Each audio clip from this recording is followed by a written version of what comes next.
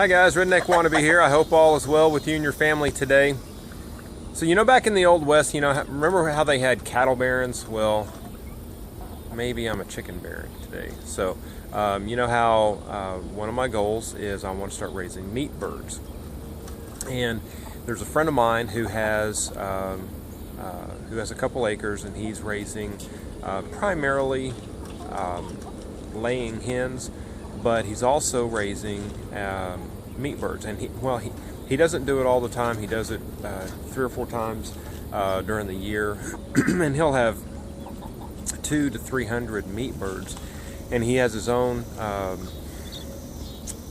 It's basically a building that he has. He's jumped through a bunch of hoops, and he's got it state approved where he can slaughter his own chickens. And then he'll take them to a farmer's market, and he'll sell them for about $15 to $16 per bird. And so I am doing essentially the same thing he's doing, but on a little bit smaller scale, because what I'm trying to do right now is I want to learn. I want to work the kinks out before I start doing something bigger. And so I'll show you kind of what I'm doing, what I've learned so far, and hopefully you can do it too. So and I think I showed you in an old video, this is the brooder, and I got 25 meat birds just yesterday, I believe it was. So how I have it set up is, and this is all this wood is left over from a hoop house, 2 hoop houses. Actually, 1 hoop house and the old chicken run that I had left over. And then there's some fence panels that I had just, I don't remember where I got this fence panel, but the plywood on the outside, that is the only thing that I went and bought. Oh, I'm sorry, in the middle here. That's the only thing that I went and bought. Outside of that, everything is reused or used again, however you want to say it. Except for the chicken wire, I guess. And what I did was I've got it wrapped all the way around, even on the bottom here, so if there is a predator and he's trying to dig in, he's not going to be able to get to the chickens. That's the thinking. I haven't had any issues so far, but again, it's only been, this will be the second night. I did have a batch of chickens in here, and I think they were in here too, maybe 3 weeks, and there was no issues with those as well. So this is the brooder. One thing I forgot is with the chicken wire, when you have chicks, they're small enough to fit through that chicken wire. So I've got a couple gaps right here, so I just got some old towels and put in those gaps, and then I just wedged the box in there, so hopefully they are not able to wiggle themselves out. So I think in a week they'll probably be big enough to where they won't be able to go through that chicken wire, and so I'll open up this whole thing. So here is what I found out about chickens. So this is just for the state of Texas. I'm sure your state is going to be similar. You may have a little differences here and there, but I would think it would be the same. So here's what I found.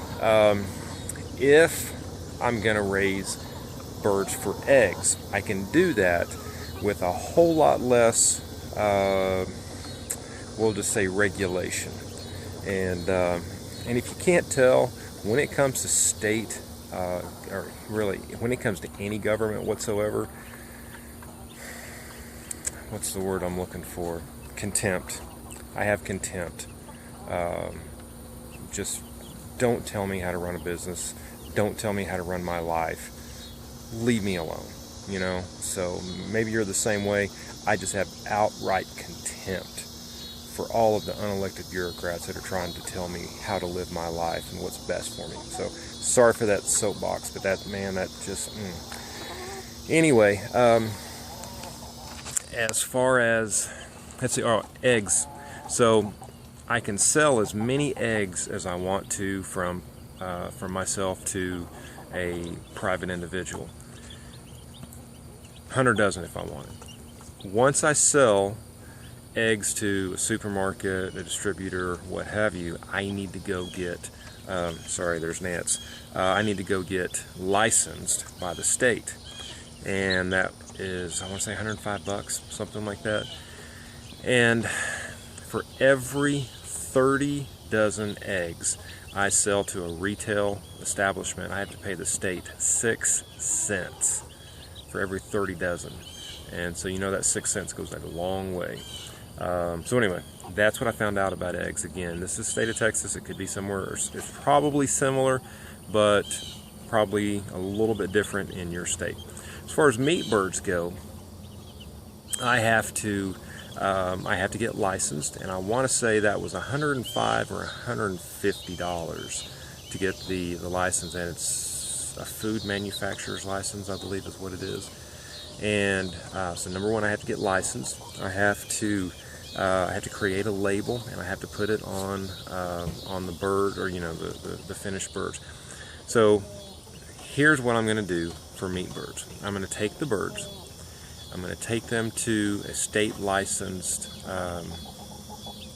slaughterhouse. They can process the birds and put them in a freezer, and then whenever it's time, I can just go grab those birds, put my label on it, and sell it to private individuals. If I'm going to sell it to a restaurant or supermarket, I then have to go get another license, and I don't know how much that is, and I don't remember the term, but if I were going to sell it to a restaurant or a supermarket, I'd have to get 2 licenses to do that.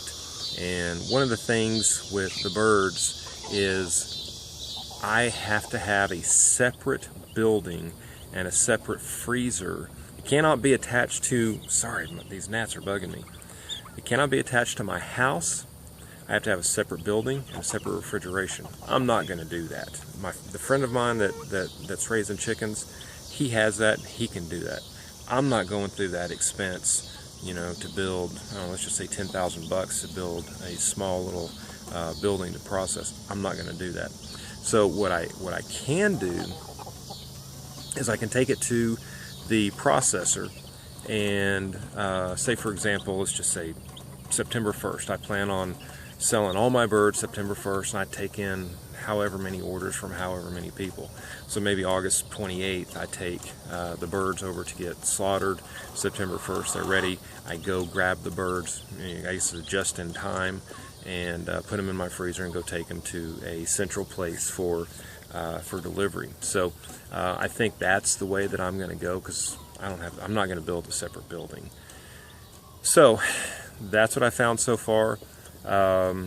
Initially, because I don't have a market, so I've got 25 birds, and so the plan is I'm going to process these birds. I'm going to keep, 10 to 12 chickens for myself, and then the rest of those 10, 12, however many I have left, I'm going to take those to individuals that I know, and I'm just going to say, here's a pasture-raised bird. If you like it, tell people about it. And so that's how I'm planning on getting the word out.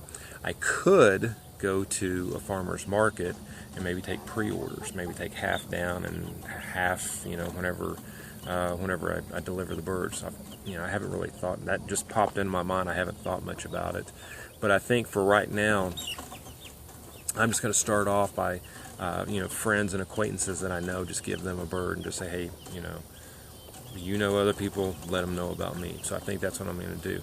Now, as far as the pasture raised, let me show you one thing I forgot to do. So there's Ricky Bobby, our cat. So again, remember, this whole thing is enclosed in chicken wire, and so the plan is, and I haven't done it, I haven't put wheels back here, but I'm going to put some wheels on, and I can literally lift it up here and drag it, and I'm just going to drag it in new grass every day. So this has been sitting here for 2, maybe 3 weeks, something like that. And so obviously the grass is pretty dead, but when I bring when I open right here, when I open that up for the chicks to come out, then I'm going to move this over and give them, I'm going to move it out in there and give them fresh grass every day or two. So they are going to be pasture raised. I'm just not going to have to hopefully mess with the predators. So this is bonanza just came to mind.